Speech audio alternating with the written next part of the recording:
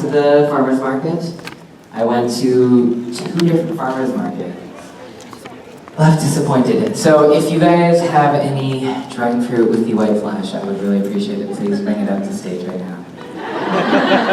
Because I've been on a quest to get that. I went to the Philippines 3 weeks ago, and that was my only goal, was to find that, because I wasn't sure what fruit it was, and then I realized, oh, it's the dragon fruit from Ecuador with the white flesh, which is normally, I guess, red and not as sweet. I'm thinking about fruits again. But I did end up getting a rambutan, and I made a couple of the guys try it in the back, which was a lot of their first times trying rambutan. This is so quiet. This is strange. This is also very like Hawaiian, I feel. This is very peaceful. Thank you. I know I'm starting like 10 minutes early, but they didn't want to wait back there, so I said I'd just come on stage early, so this was my own fault. But I'll start with some questions. Hello. Hi.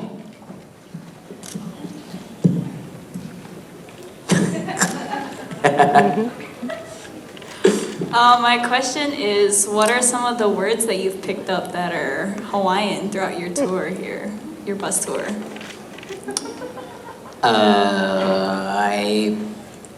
Shoots. That's not even Hawaiian, is it? That's... Or some of the pigeons. Right. Aloha? I remember nothing. Thought you better. Teach me something else. Something I will remember. You said you would remember. I know, but I lied. Taught you then. That's what I learned from my parents, how to lie. How to bold-faced lie. Yeah, teach me something I'll remember. How's it? That sounds like English. How's it? How's it going? Oh, how's it, brother? Oh, that's the kind, yeah? Them good grinds you went looking for. Okay, now is that Hawaiian or is that English with a Hawaiian accent? It's pigeon. Pigeon? You named a language after a bird? Yes. Why? I didn't name it. Okay. All right, let's try it again.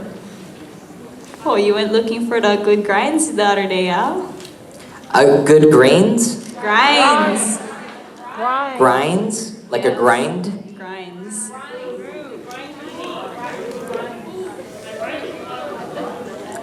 I don't even know what that is. It's a food.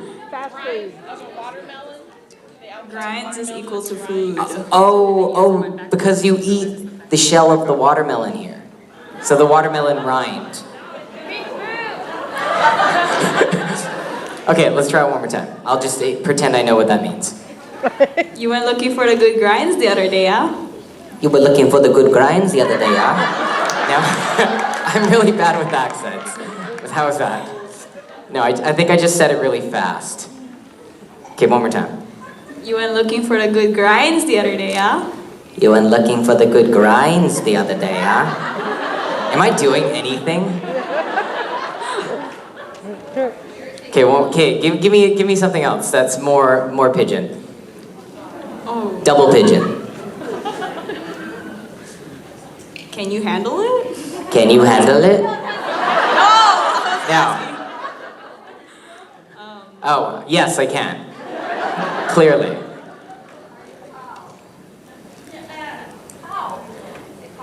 You pal. Are you pal? Are you pal? No. Huh? Are you pal? Are you pal? Because I'm pal. I don't have to change my voice? No. Oh, I thought that was part of it. I don't know what. Are you pal? Because pal? Are you pal? Oh, it means done. Are you pal? I'm pal. Shoots. Shoots. Shoots. Thank you. That's the only one I'll remember. Shoots. Shoots means family. No, shoots means bye. Shoots means buys. Shoots means buy. That's a tongue twister now. Shoots means bye. I talk too fast. Hi there. Oh, hey, Hi. Hi. Yeah, too close. I just buy the Sorry. It's okay, it happens. So I was gonna ask you about the ukulele, but is that how you pronounce the word? Toilet? No, ukulele. Ukulele.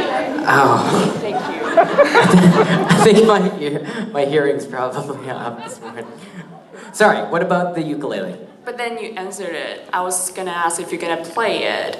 Oh no, I'm just not gonna play. I was just practicing.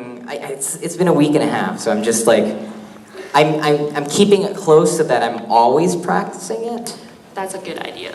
And then I will not forget it because I've been trying to learn guitar for a while, and the tough thing about guitar is like once I get into a groove of learning it, then I would travel somewhere else, and it was really hard to, like, I mean, I wouldn't bring it, and then I would just get out of that habit. So having a ukulele, it's been really easy. So this week I'm going to Japan, and I'm like, oh, I can still bring a ukulele there, and so I got it, and I got a little case.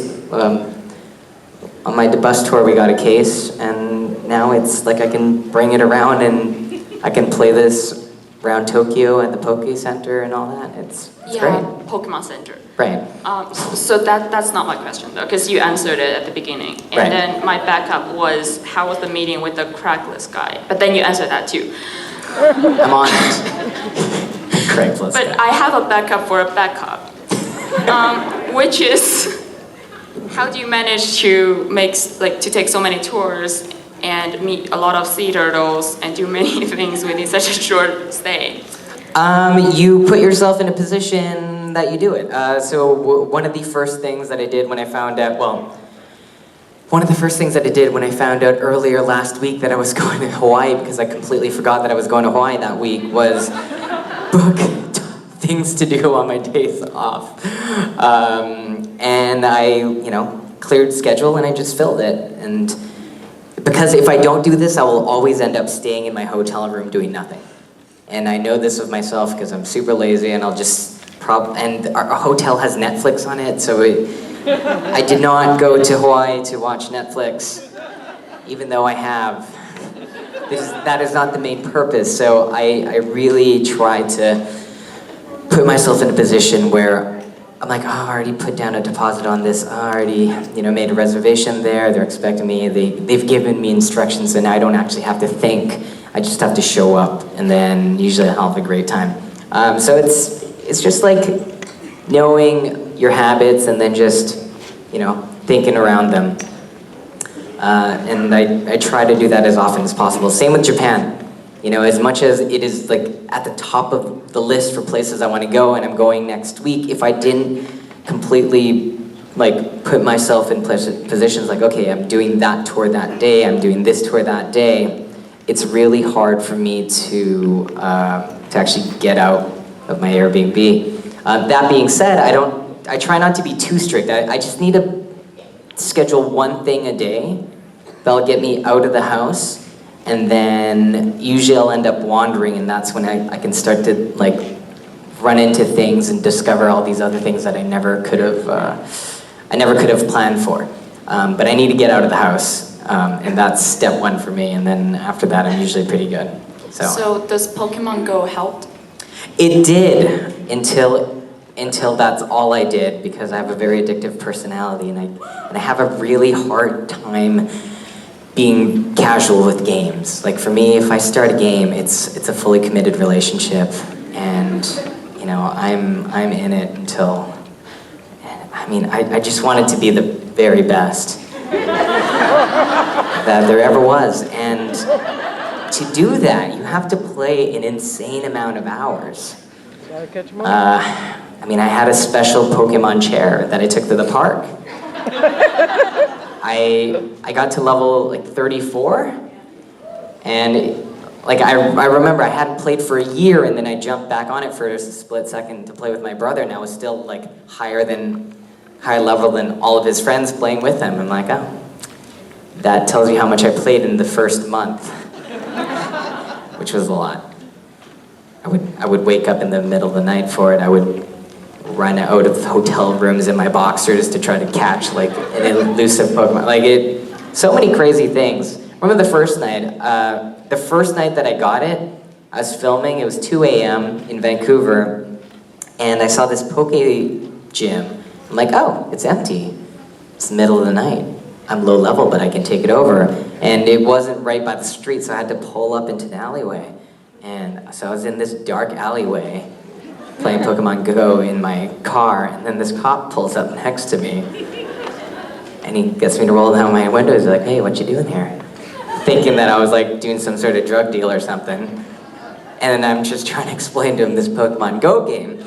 And at the, it took me like 10 minutes to explain because it was so new. I'm like, yeah, I just got this, and there's this, it's like a Pokemon gym, not like a workout gym, but this is where like people can you can be like a gym leader if you defeat the Pokemon there. It was like super weird, and by the end of it, he was like, I thought that was only in America, how do you download it for Canada?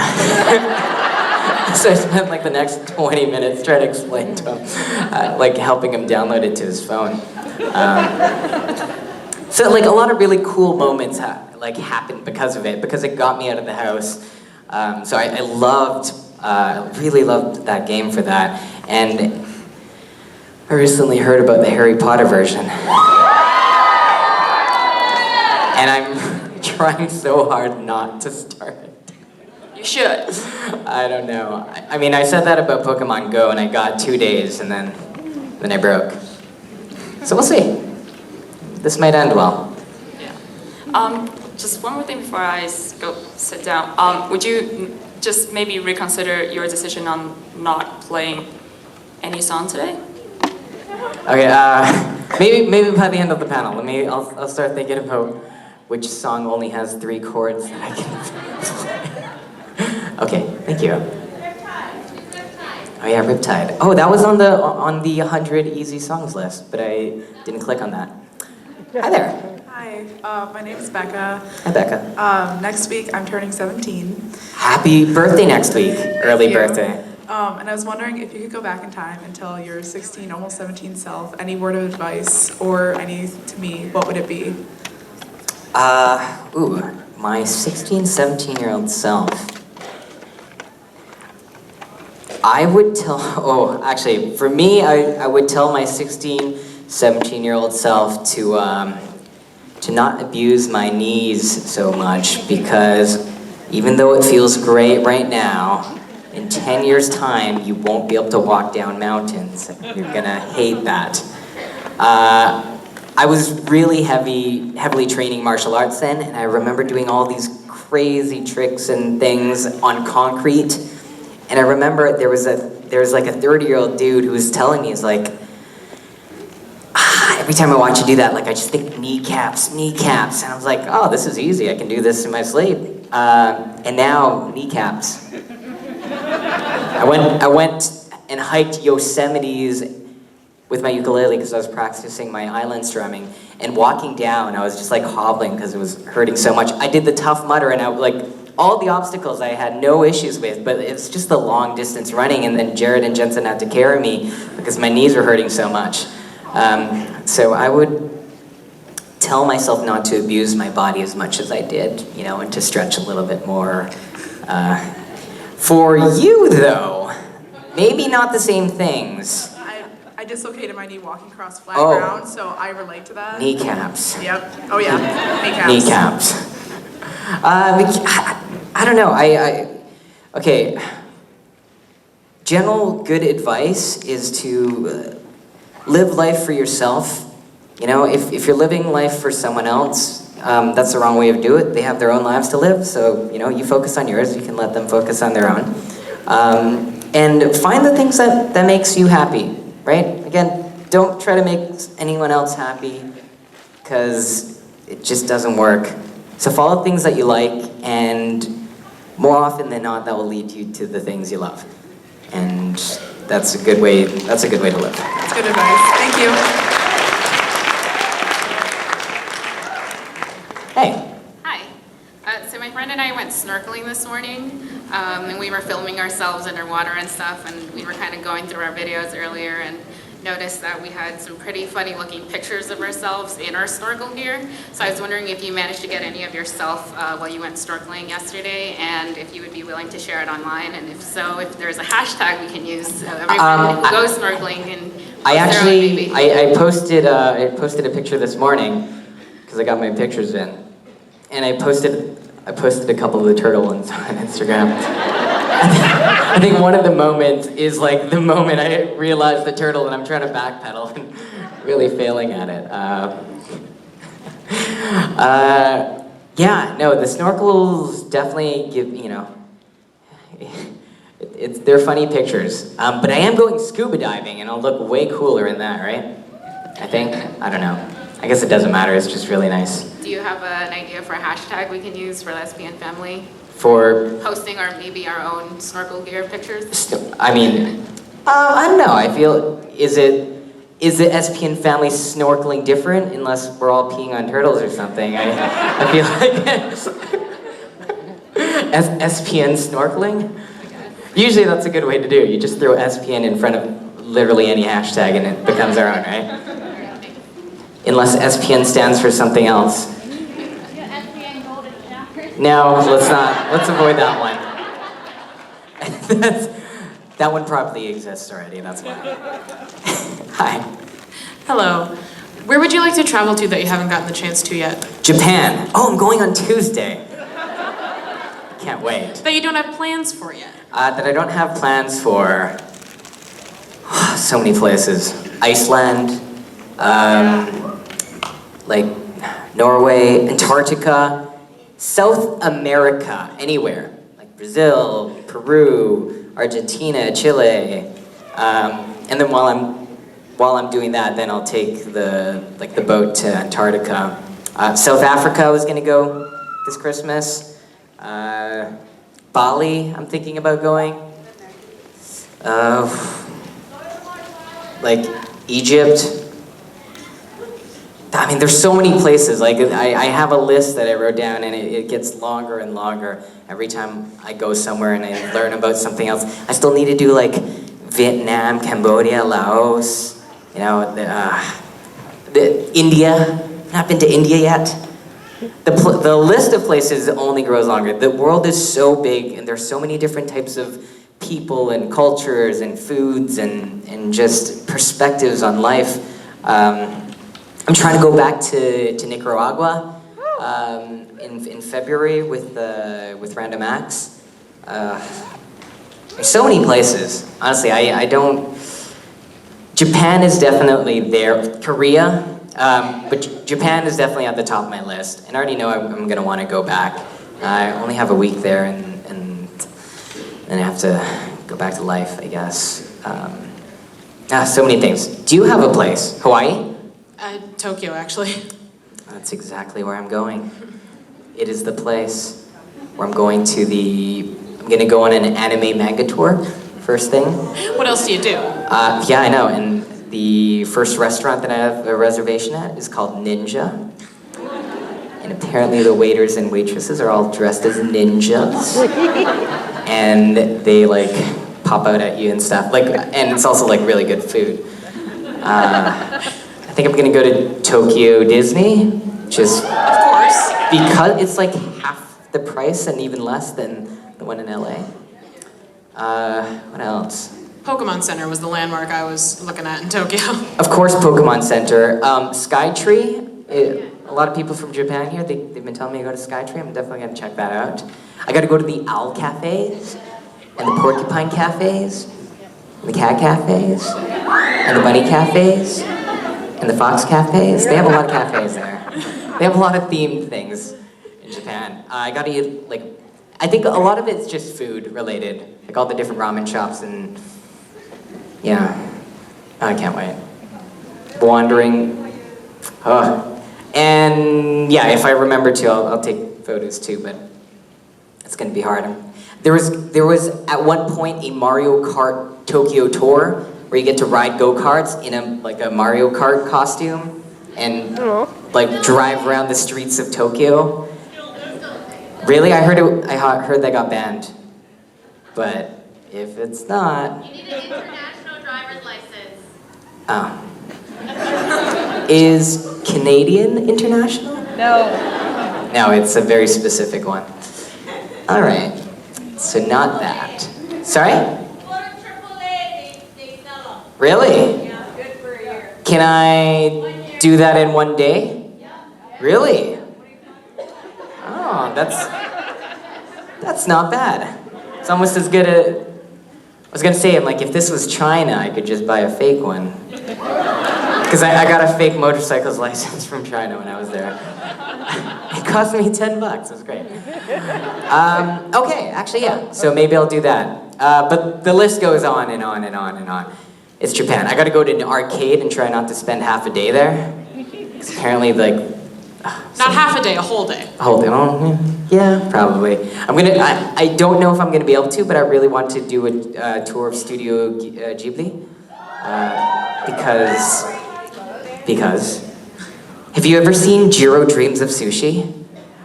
It is my favorite documentary. It spawned a series called Chef's Table, and Jiro's restaurant is in Tokyo, and I'm probably not gonna be able to go, but it's a nice thought. I'm gonna go beside it, and that'll be enough, I guess. Yeah. I'll have more to say about Tokyo after I'm there. That's enough speculation for now. Thank you. Thank you. Hello. Hi. So my question is, what has been one of your favorite roles besides your role on Supernatural? Yeah. Who here hasn't seen Dirk Gently? Show of hands. Don't be shy. Excellent. Easily converted. All right, let me preach to you for a second. So, before I tell you anything about the show, in the first season, I play a character by the name of Volgold. He is a, what is he? He's an energy vampire? Yeah. Anyways, my first day on set, I'm with a group of 3 other guys. We're called the Rowdy Three. There's 4 of us. And first day, it's like, okay guys, this is your van. You're gonna get in your van, you see that car over there? You're gonna run into that car, just like smash right into it. Then you're gonna grab your weapons, take your pick, and you're just gonna like smash your way towards that apartment. We own everything on that side of the street, so just have fun with it. And that was our first day. And then our second day was very similar, and third day was similar. Basically, I did an entire season of a television show where all I had to do was break things and yell out one line every single day. And it is the best job I could have hoped for. Like, there is nothing better. Like, the second day we smashed in an apartment building. You know, it was like just fully furnished, well-decorated apartment building, and we just like went in, destroyed it. It took like 20 people an hour to reset it, and then we did it again 4 times.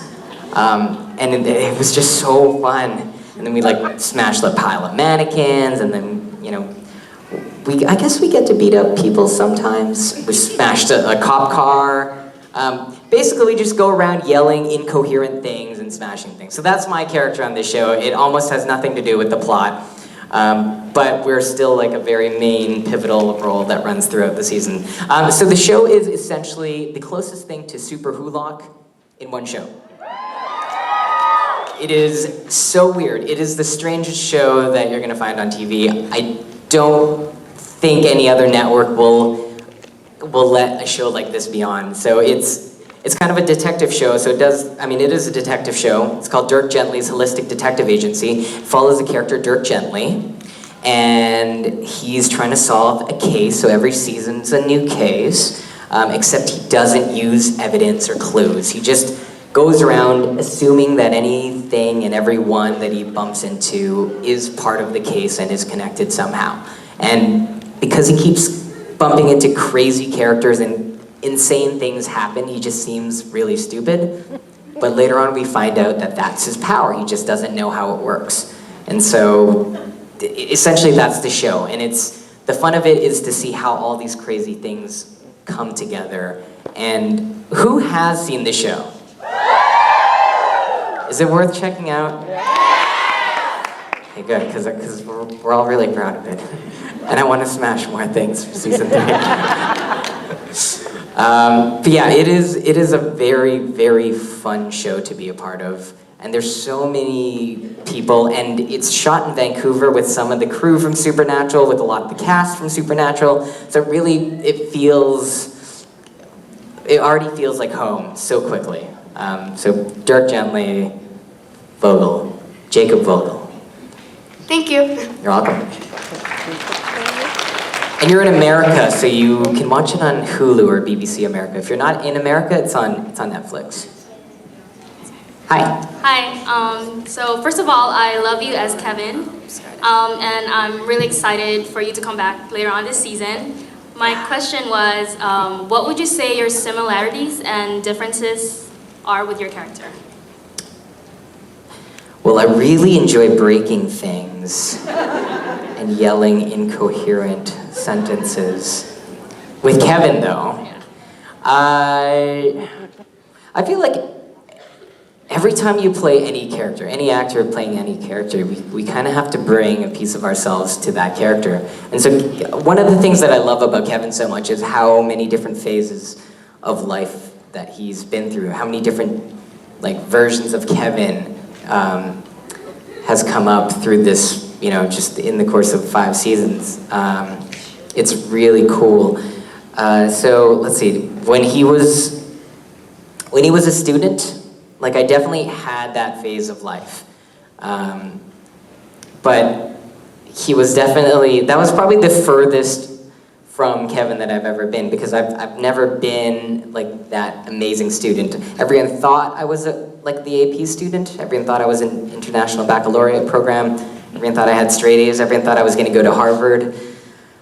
Because I was very active in school, I did all the clubs. I was student council president. I was very active. I would be the person coming up and giving speeches to all the students. I would do anti-bullying seminars. I was that kid, except I had maybe C average grades, and all my teachers just didn't understand. It's how do you like school this much and do so badly?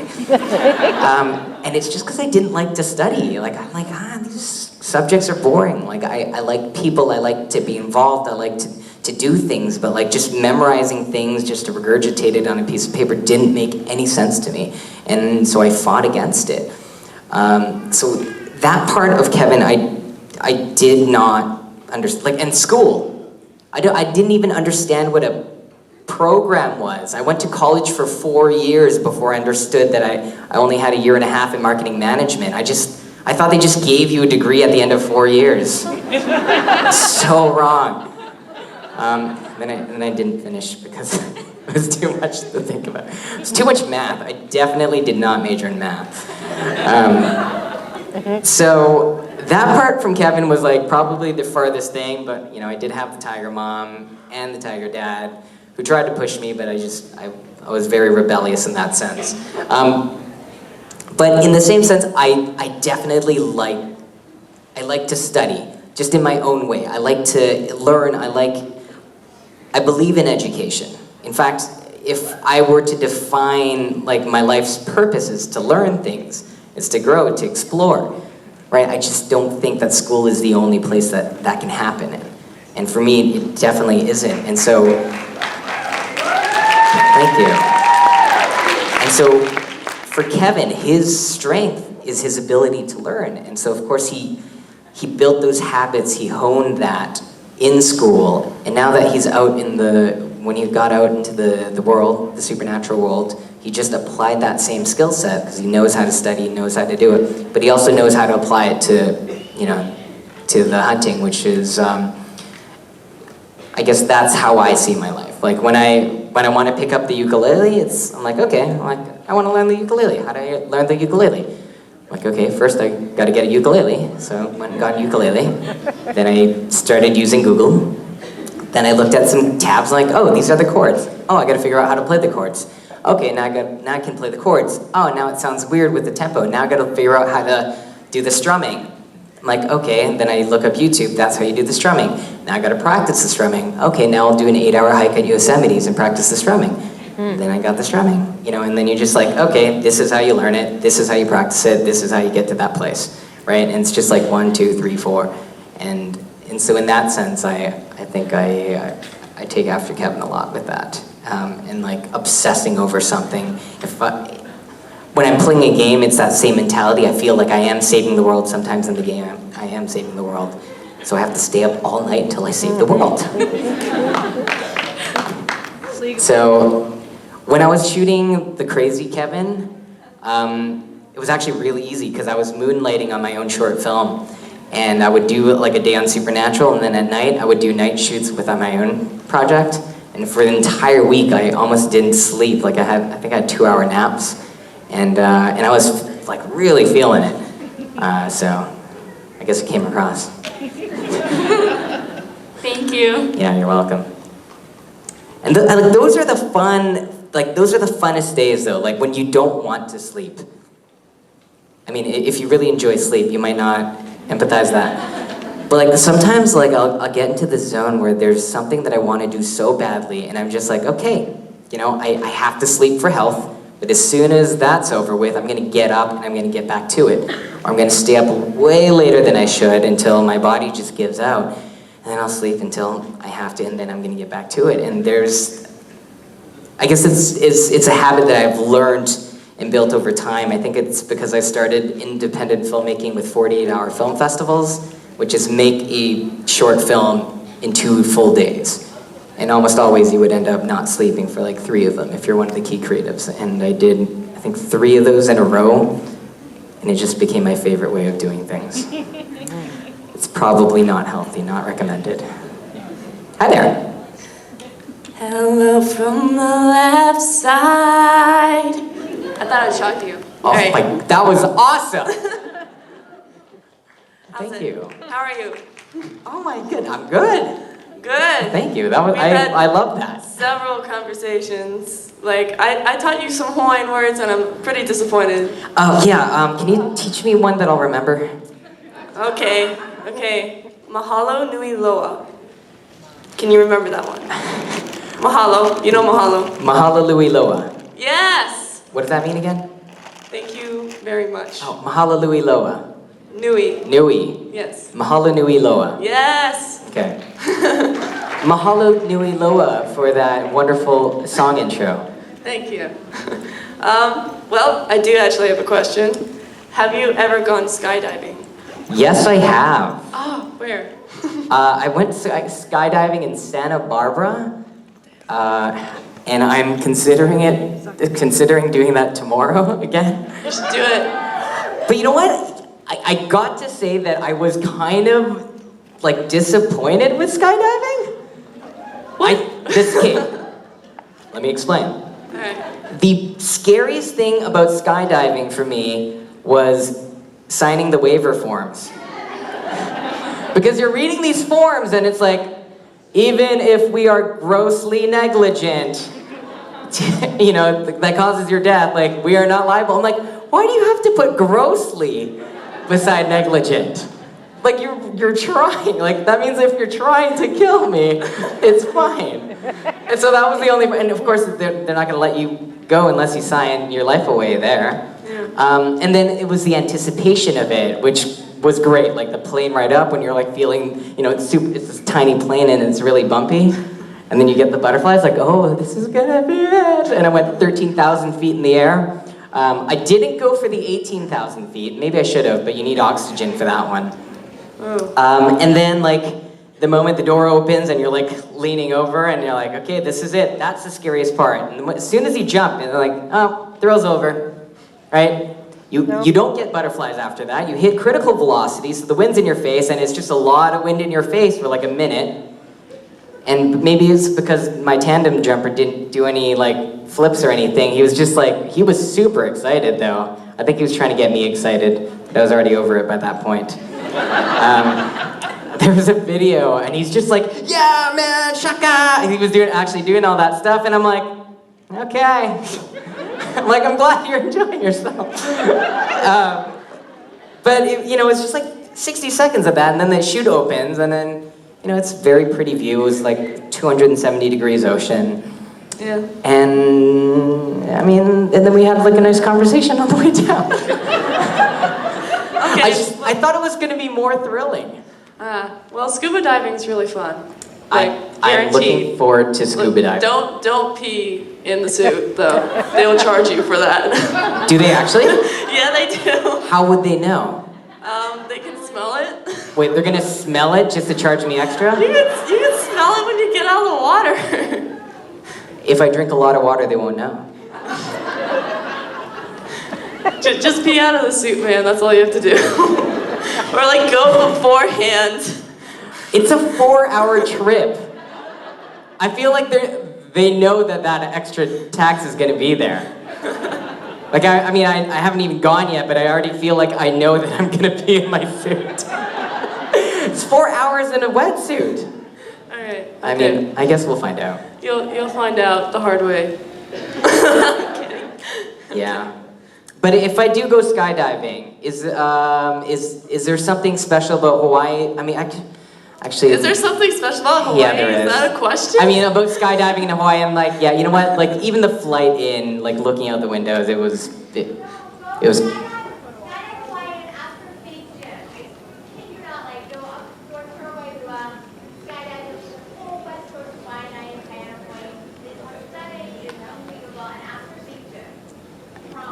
Okay, wow.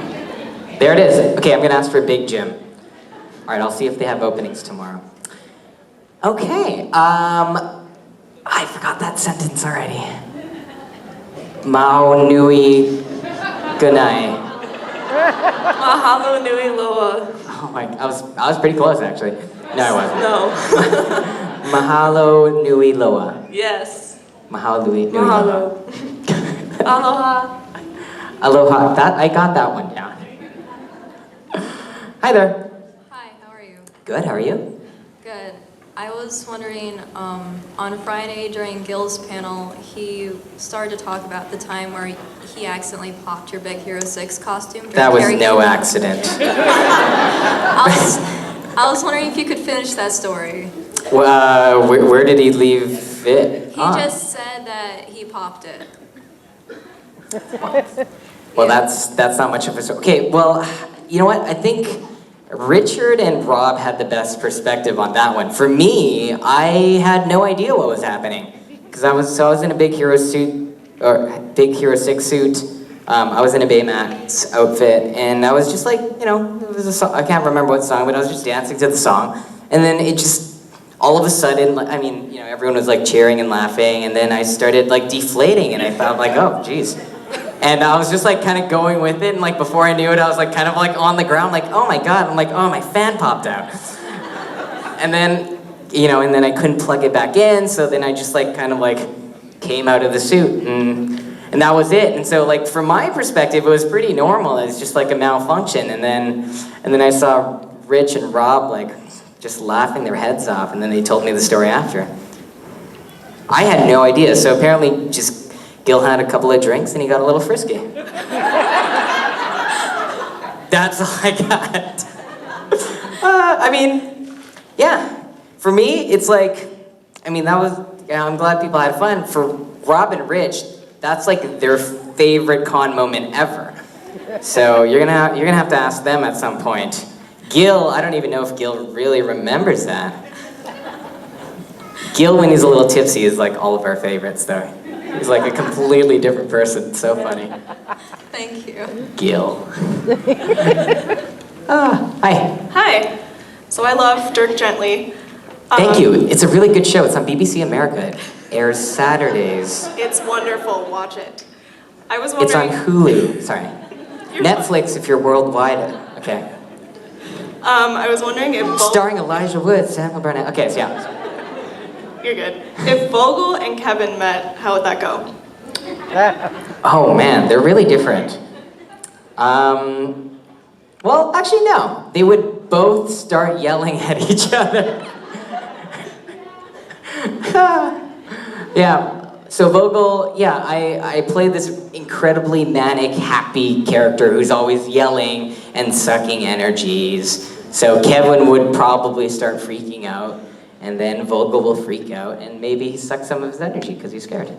Actually, no, because the Rowdy Three are not bad characters. So if you watch it, it's like, oh man, these are bad dudes. They drive around in a dark van, luring children into their car. But they're not. They don't have candy, and they don't, they're not looking to do anything crazy. They're just trying to find these characters, and they don't actually suck the energy out of like people because it could harm them. So I think he would get along with Kevin just fine. Kevin might freak out for a little bit, and then be like, oh, this is something else, okay. Could he like help Kevin like they help Amanda? If Kevin's freaking out? That would mean that Kevin has spoiler powers. Yeah. That I won't say. Maybe, but actually, did you see the latest episode? Mm-hmm. Okay, well, I can't remember where it's at right now, but the rest of the season should end pretty cool. Okay. Maybe not. Thank you. I'm just really excited for this show. Season 1 only has 8 episodes. You can find it on Hulu. I think it's for free on Hulu. If you're not in America, you can find it on Netflix. It doesn't matter where you are, you can always stream it online. Somewhere. And it's a great show. It's only 8 episodes, so check it out. Hi. Hey, aloha, brother. Aloha. You're an adventurous young man. You gonna do any shark diving while you're here? Am I gonna do any show? Shark diving. Oh, that was on my list. So it was gonna be skydiving, shark diving, parasailing, helicopter ride, or, I don't know. I feel like the list got really long after talking to everyone here. I know the feeling. But yes, shark diving is one of them. There's also someone sent me this thing where where it's like a giant tank where you're just in, like not in the ocean, but you're just. I'm not familiar. It's called Shark Trek, where there's like sharks around you. I wouldn't mind hanging out with some sharks. Maybe pee on them a little bit, see if they like it. Well, if you don't do it here, do it in South Africa. You won't regret the trip down there. Right, actually, South Africa, so that's one of the things I want to do was do the cage diving in South Africa with the great whites. That would be something. There you go, brother. All Yeah, right. thank you. Before I do any of these things, I don't know why I do this, but like before I go, if I do shark diving, before I go, I'm just gonna watch video after video of shark attacks. Before I went skydiving, I was just trying to find videos of skydiving fails. There's not many of those. I don't know why, but I feel like I have to do the things that scare me, and so I'm like, okay, if I'm doing it anyways, I might as well just what's the worst case scenario? Usually really bad, but so far so good. Hi. Hi. So you talked about all the things you've done so far in Hawaii, but what about the food? The food. I started asking locals what Hawaiian food is. Spam came up a lot.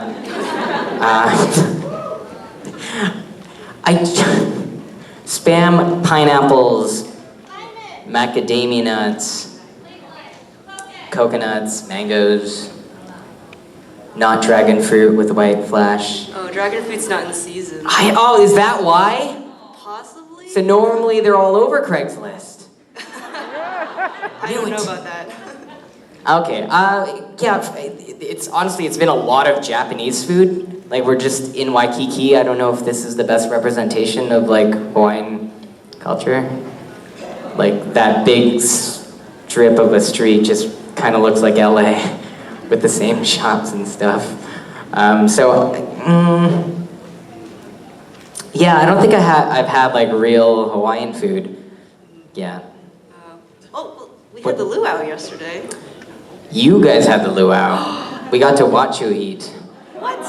Yeah, there was this whole thing. It was are we gonna? No one knew. Are we joining in on the luau? And they're we're not sure. And before you know it, they're okay, well, let's just order something in the back, and then you guys can eat while you're not on stage. That's blasphemy. Yeah, but who went to the luau yesterday? Did you guys have fun? Oh my goodness, it was one of those things. I can't believe this is happening. We're in Hawaii. We're doing this show outside. It was so beautiful. That's it. Where do you go from there? I have suggestions for donuts. Actually, I've had a lot of donuts here. I don't usually eat sweets, but I had like some Portuguese donuts. I went to this bakery in Chinatown with these like purple donuts. Poi? That was really good. Oh, I guess that's Hawaiian. I had like 5 of those. I went to There's one more you should try, but I'll Twitter you about that. Cool, say it so I remember it. Modo. Okay, In Modo. Mitsuwa. Modo. Thank you. Aloha, okay. I was trying to think of the other sentence, I couldn't remember it. Sorry. I remember Noi Moa. Alright, remind me again later. Hi. Hi. The last time we saw Kevin, Chuck was releasing him from the veil. Right. Do you think he cleared that plane? Did he have the guts to clear that plane with Mrs. Tran? Or did she just wake up one morning and, oh, Kevin's gone? Oh, so you're making the assumption that they've been hanging out. No. You don't remember? I know, yeah, but like... Kevin was stuck in the veil. Yes. There was his dad's watch. Right. So she kind of took Kevin off Sam and Dean's hands. Right. So what? Did Kevin... I mean, it was like 2 seasons. You think Kevin's gonna stick around for 2 seasons? Well, maybe. I don't know. Actually, I mean, going with your logic, which is very plausible, she's probably really sad right now because, Chuck probably just like, boop. Oh, that's terrible. That is awful. Thanks for the sad That's feels. what I've always wondered. Mrs. Tran just kind of disappeared. It's like everybody just forgot about her, and it's like, oh, It's like my heart Adam breaks. all over again. Yes! Don't worry. Give it another 10 seasons and I'll do something about it. Yeah, I don't know. Maybe it's explained in season 13. Or not, probably not. Well, I'd like to see Mrs. Tran join the Waywards. Oh! Am I right? That would be great. You know, they need a woman to kind of keep them all in line, especially the young ones. Not that, you know, the sheriffs can't do that, but Mrs. Tran just kind of has a different motherly sort of vibe. That would be really cool. Wouldn't that be awesome? Yeah, I mean, Lauren's on a new show, Andy Mack, right now, which keeps her pretty busy, but I mean, I'm sure she would try her best to make time for that. That would be amazing. So, you know, everybody just tweet that out. Get it going. Wow. Mrs. Tran is a Wayward. She totally would be, too. She handled that tattoo like a champ. Wayward Tran. Tweet Wayward Tran. Wayward Tran. Hashtag Wayward Tran. There you go, hashtag Wayward Tran. Oh, I like that. I'm gonna tell Lauren about that. She's gonna... Oh, thank you for getting her on social media, by the way. Oh, yeah. She loves it so much. Her husband does not. Because she's always on it, though. She's obsessed. It's really cute. What was the last thing I taught her how to use? I think I set up... No, that was Skype. That's an easy one. Instagram. Twitter. I think she wanted Snapchat at one point. You got her on Facebook, too, right? I got her on Facebook. I think that's it. What else is missing? Tumblr. No, I told her to avoid Tumblr. No, avoid Tumblr. Avoid Tumblr, avoid Reddit. Avoid Reddit. Oh, yeah. Yeah, that's a dark hole. Thank you for that. Thank you. Yeah, Wayward Tran. Hey, guys. I like that. Yeah. Wait, they're talking about getting Lauren Tom. Do you remember Lauren Tom? Of course. She played my mom. Yeah. She could possibly be Wayward Tran. Oh, yeah. I mean, like, same name. Yes. Yeah, that'd be awesome. Yeah. She's, I mean, what a great woman. Yeah. What's going on out here, guys? Hey, Mark. Oh. Is there a thing? Yeah, Rich, we're just still doing the thing that we do. Actually, hey, request for you guys. Okay. Remember when Gil did it was like humping my Baymax? Yeah. So from my perspective, I actually didn't really see it or understood what was happening. You guys had front row seats. Can you tell that story? Well, when a man and an inflatable doll love each other very much. He was humping you. Yeah. See, I had no clue. Like, what I know of it, you guys told me. Well, you were inside the suit, standing there. And Oh, I thought it was Gil for a second. I'm like, oh my God. This is perfect. This is perfect. So now, Osric, you be Osric. All right. Mark, you be Gil. So, Osric, you're standing there in an inflatable suit, minding your own, and Gil, you come up and start giving him the business from behind. That's what happened. I will not. This is. Let me tell you something. I painted a picture with words, kid. So essentially, by the way, next time somebody says you be Gil McKinney, I know say nothing. no. But truly, that's not even a setup for you, Mark. Yeah, there you go. You're giving him the biz eye, and then all of a sudden, Baymax starts deflating, and you start flailing around like one of those inflatable guys at a gas station, like Robbie's doing there. And from the wilted fabric that once was Baymax comes a short t-shirt clad Osric Chau, like a phoenix from the ashes. That's the part I remember. Yeah, exactly. It birthed Osric Chau. So in many ways, we got to see inception and conception, and it all in one big phase. Yeah, I guess the gestation. If a Gil marries a Baymax and gets Baymax pregnant, the gestation period for the baby is about 30 seconds. Yeah, and then out comes a full-grown Osric Chau. Oh, yeah, I like that. That's what happened. I'm a product of Dark Gil. That's how you go what? That's how I got my Osric. Yeah, that's right. We all have one. So there you go. Now you're all grown up. Now you know the truth. And Gil is your father. It's like a bad Star Wars thing. It's a bad something. Ladies and gentlemen, Osric Chau.